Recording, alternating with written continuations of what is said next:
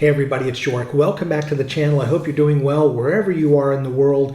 Today I'm going to make a video about transportation tips and getting around Lake Como, Italy. It's a destination that several people go to. Some subscribers have gone, and I thought it would be worth it after spending 3 weeks there using all modes of transportation to give you some feedback on what works, what doesn't, some things to consider, both good and bad, when you're in that area. And then at the end, I'll give you a couple of tips on some attractions that we did that were transportation related that I think where you can find maybe best or better deals in and around Lake Como. So let's start with Lake Como. It's loaded with several €1 million villas that line this place. Everything, George Clooney has a villa there. There is a Villa del Bellagio, which we were able to tour, which there was a Casino Royale, a James Bond movie, a scene shot there, as well as Star Wars Episode 2, I believe, Attack of the Clones. There was a scene. Beautiful place, amazing scenery with the water and the mountains, and it's something that's on many people's bucket lists. So as we're talking about it, first by car, that is probably the best way to see the most amount around Lake Como, but it's not without its hassles.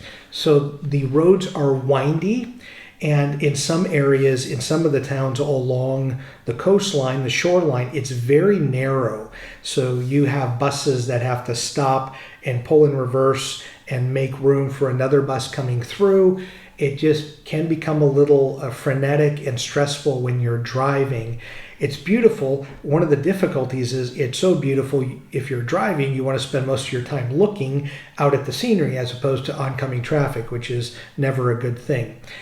The biggest thing to think about when you're driving or you're staying in Como, Bellagio, Lecco, somewhere around Lake Como, is many of the hotels and accommodations don't have parking or don't have enough parking. So it's very important that if you are making an accommodation anywhere around Lake Como, that you inquire if you're going to be taking a car, do they have a dedicated parking space? Do they have a parking structure?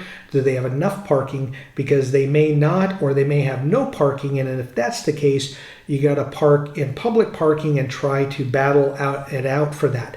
We were there in April, so that's the shoulder season. It's not super quiet, but it's also not the high tourist season. And finding a parking spot was very difficult. So it's something, even didn't matter what day of the week it was, it could have been a Tuesday. Finding places to park can be a challenge and can be really stressful, especially if you're on a time crunch to get on a ferry, to get on a train, to do an attraction. So parking is at a premium. Make sure your accommodation has it, or you may want to consider booking outside of certain areas like near Lake Como, but not necessarily on Lake Como. For example, for us, we had a car. We were driving from Milan Airport there for our stay, but we made sure our accommodation had a parking for us, which it did. So it made things so much easier. And then we were just outside. We're in Como, but outside the main historic center. We were able to train it in without issues. But getting around by car gives you the most amount of freedom and ability to see things. But again, parking can be stressful and hard to find. So another thing with parking and driving, signage. You will find white signs with blueprints. Some of them will say free public parking. Some of them will give a time frame that you're allowed to park there for 2 to 3 hours before you have to pay. Some, as soon as you park, you have to pay. So please be mindful when you're parking in a lot or you're parking in a spot. You kind of look around to see what the rules are and see if other people are going to a kiosk to pay beforehand or afterhand if you have a car. But it is a beautiful way to get around Lake Como. Second is by train. Now I will say you can get to Lecco, you can get to Como, but you can't get to Bellagio. I think you can get up northern parts of Lake Como. It's not as easy to get around, but if you're just doing Lake Como for the day or for a couple of days, and you're going to train in for, let's say, Bergamo, Milan, someplace else, it's a beautiful way to do it. I would say half the time the trains are on time, half the time there's a 5 to 7 minute delay. We found over 3 weeks, again, half the time the train was there when it was supposed to, half the time it was at least a 5 to 7 minute delay. But there are lots of options to get around the country. Train is very affordable, I will say that. It doesn't get you to as many destinations around Lake Como though, so that can be a little bit of a detractor. Which will lead me to the next thing, bus. So they do have a very good public transportation system that can get you around Lake Como to see the different cities if you choose to. Now, if you do that, multiple places, multiple stops, easy. The bus schedule seems to run very consistently. It's probably the most consistent of anywhere that we found throughout our Italy travel. And that's something that if you want to get to destinations and not worry about driving, I might look at the bus. The bus is always a good option. And I don't really have a negative or anything that's a con. I will say that with a bus, sometimes when you get into small towns along the shoreline, you're going to want to watch the bus try to get around another bus. There are several times where it looks like if you're in a window seat that you could give a high five to the bus driver and people that are next to you. You're that close to one another. It almost looks like you're rubbing together. But a bus is a great way to go.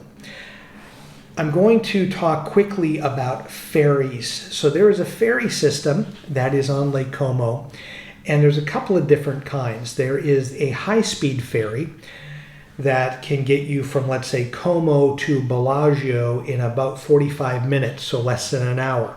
So that's the most preferred way to go. It's the most expensive, and it's the hardest ticket to get of the ferries, because when we were there, now mind you, April, and on a couple of occasions we were looking to get a high-speed ferry ticket. The tickets were sold out within a half hour of the ticket office being open. And this may change by the time I'm posting this video, but high-speed ferry tickets were only available day of. They were not available online or at surrounding kiosks in different towns along the lake. So it's a great way to get around. It is the most expensive, but the tickets go quickly. So unless you get in line right away and know exactly where you're going and when you're coming back, that may not be an option. So the other one is the regular, or what they call the slow ferry. And that one can get you from, let's say, Como up to Bellagio, but it's going to take a little over 2 hours to get there. I will say, if you have time, it's a great way to see that part or that stretch of Lake Como. You go to, there's like 16 or 17 stops. You get past all of the major villas, like the Belbianello one I talked about from Star Wars and James Bond. You go past George Clooney's villa. You get to see a lot of other cities, even if it's just for a minute to pick up or drop off passengers. It's a great way. It's the cheapest way of the ferry lines to do it. But again, it takes a long time to get up to Bellagio, and then over 4 hours if you're going up to the very top, which is Lecco, from Como to Lecco. So that may not work out as well for you, but there's more tickets available and more of the slower ferries that run. I'm going to do a quick segue here. There are some people that aren't going to do Como, Lecco's not in their plans, or Lecco, but they're going to drive to, let's say, Varenna or Menaggio, which are in the middle of Lake Como, almost opposite of Bellagio, which is sort of at the tip of Lake Como in the middle. So those three kind of form a triangle, and many people do day trips where it's Varenna, Bellagio, Menaggio, and back to Varenna, and then they leave, or vice versa, Menaggio, Bellagio, Varenna, and back, or same thing from Bellagio. There is a car ferry that will get you to different points. I didn't research that because not many people use that, but it is an option. And there is a ferry that goes just Menaggio, Varenna, Bellagio, and back, like this triangle. So if you aren't looking to spend 2 hours from Como to Bellagio on a regular ferry, you could drive to Varenna, Bellagio or Menaggio and get a ferry that doesn't take as long. It takes about 10 minutes to get across the water. So that's a much easier way to do it if you're going to end up doing the ferry system. But again, the regular ferry, which is good, you can do an online ticket. You can do the kiosk ticket or the ticket office, so there's more availability. I'm hoping that in time, the high-speed ferries, it's more accessible versus having to go into the ticket office where they sell out right away. But we'll see. If in time after posting this video, if they have that, I'll certainly add that as an addendum or make a new video. And then lastly, I wanted to hit on, there's a couple of great attractions that are transportation related to Como and Lake Como. One is taking a vintage wooden boat tour on an old Chris Craft. And I grew up with a fondness of Chris Craft because I grew up in Michigan in the United States, and that's where the company's based from. So saw a lot of them growing up as a kid. And it's just a beautiful, sleek boat, kind of classy to be on. I will say in Como, as well as Lecco, they can be very expensive. But we drove to Menaggio and were able to get a wooden boat tour for 2 hours, including going by several of the villas, and that time was the same price as 1 hour by boat from Como. So we were able to see more. I posted a video recently of our boat tour, and Menaggio, those boats leaving from there are much less, that even if you're going to get a bus there or you're going to have a rental car and you're going to pay for a parking space, it's still cheaper to actually take a wooden boat from Menaggio than it is from Como. I'm going to put a link in the description to the tour company that we use for the boat, because I think if you're going to go there, they do a fantastic job. And then lastly, if you like planes and you want to see Lake Como from the air, there are seaplanes that take off from Como and from Lecco. And what we found is the seaplanes taking off from Lecco, so if you did a bus or drove over to Lecco, it's much more economical and affordable to take a seaplane tour from there for an hour or 2 hours than it is to go from Lake Como. So if you're looking to do a seaplane, I would recommend looking at seaplanes leaving from Lecco as to Como, because it'll save you a fair amount of money in doing so. So that's Lake Como. It's beautiful. I would say that, again, car is a good way to go, but be mindful of the parking. Make sure your accommodation has that. But if you can let someone else do the driving, meaning a bus driver, a train conductor, or a ferry boat officer or operator, let them do it. Enjoy it. Take all the photos and videos you want to. You won't regret it. It's a fantastic place and a unique place in the world to go visit. So as always, thank you so much for watching the channel and supporting it, and enjoy your travels.